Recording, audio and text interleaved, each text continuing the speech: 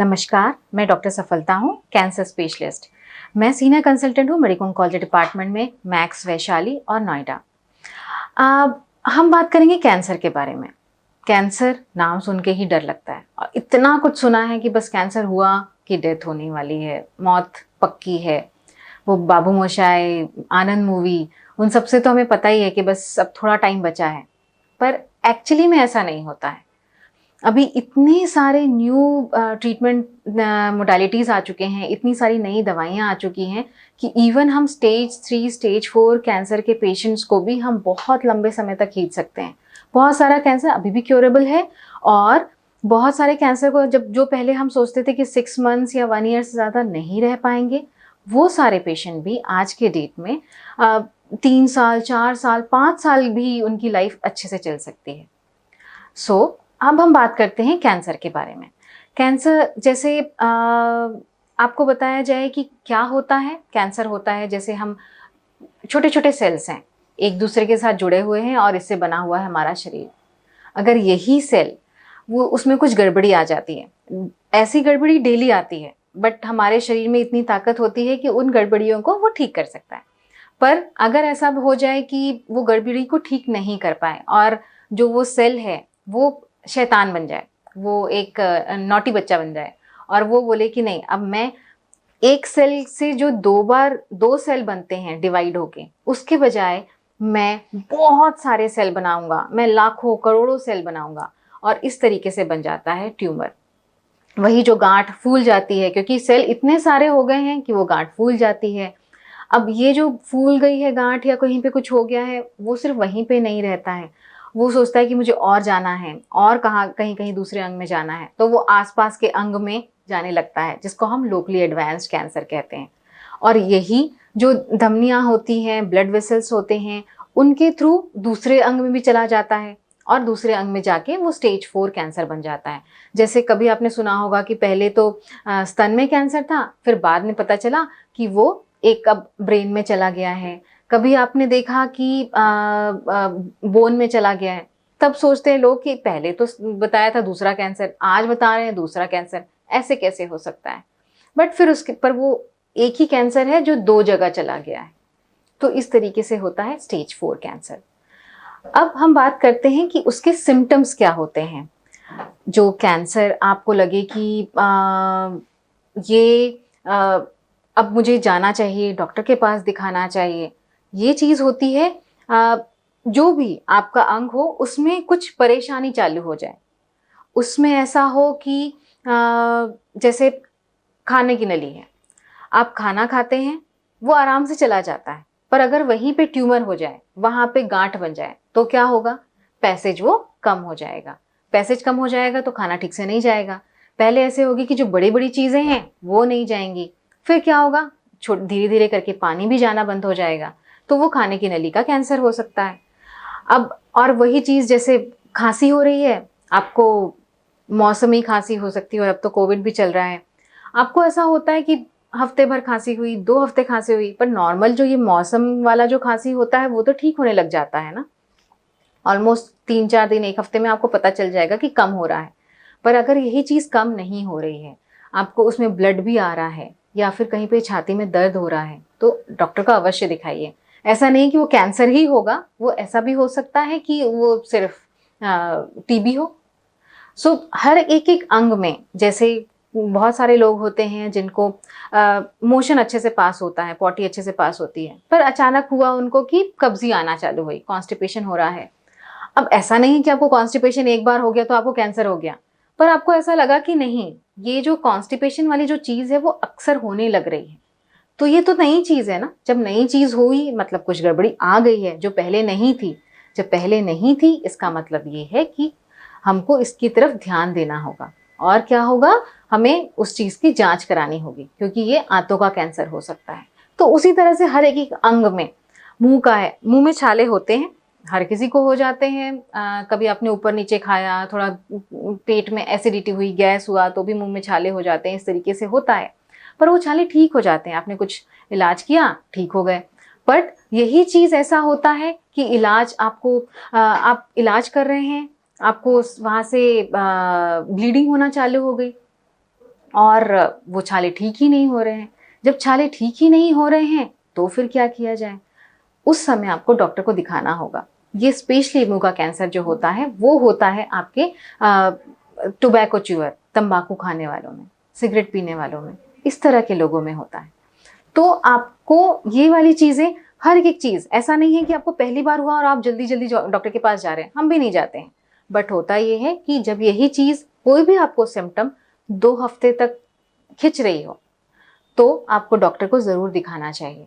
घाव हो गया हो, जल्दी जब भी चोट लगती है या कुछ होता है तो क्या होता है, धीरे धीरे वो ठीक हो जाता है और आपको 2-4 दिन के अंदर ही समझ में आने लगता है कि नहीं, अब तो ये पहले से बेहतर हो गया है, ठीक हो रहा है।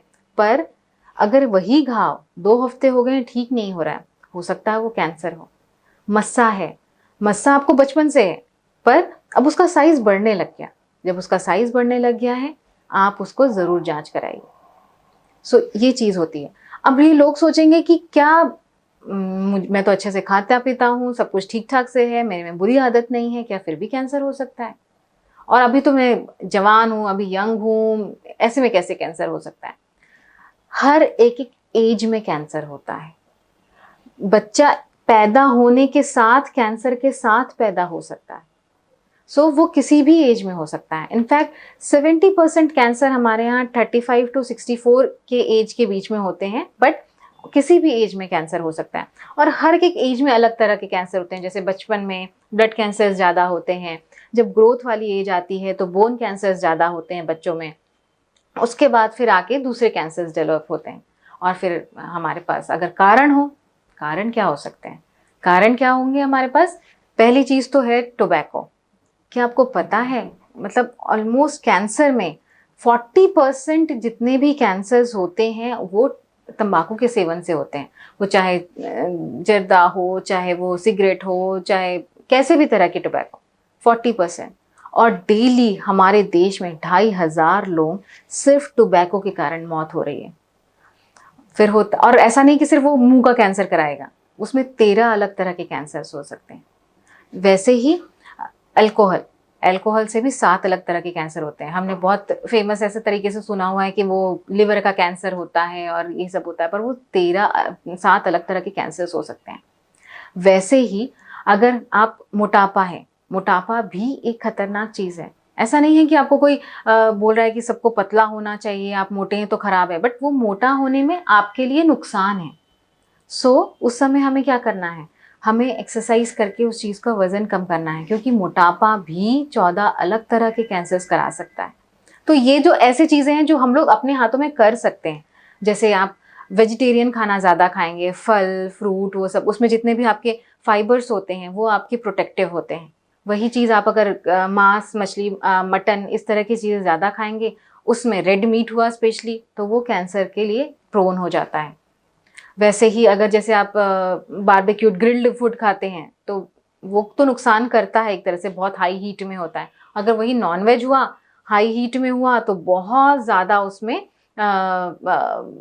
जो प्रोटीन होते हैं वो ऐसे टूटते हैं और कैंसरस भी हो जाते हैं। सो आपको ये चीज़ें आप जो कर सकते हो, एक्सरसाइज कर सकते हैं, आपने टोबैको छोड़ दिया, अल्कोहल आप मिनिमल अमाउंट में कभी कभी ले सकते हैं, उससे नुकसान नहीं है। और एक्सरसाइज करेंगे, वज़न भी कम होगा। ज़्यादा से ज़्यादा फल फ्रूट वेजिटेबल्स वो सब खाइए, ठीक है। अब आती है बारी हमारे इलाज की। कुछ जांचें भी होती हैं, जब भी आप डॉक्टर के पास जाएंगे तो वो कुछ जांचें करेंगे। फिर उसके बाद आता है हमारे पास इलाज का।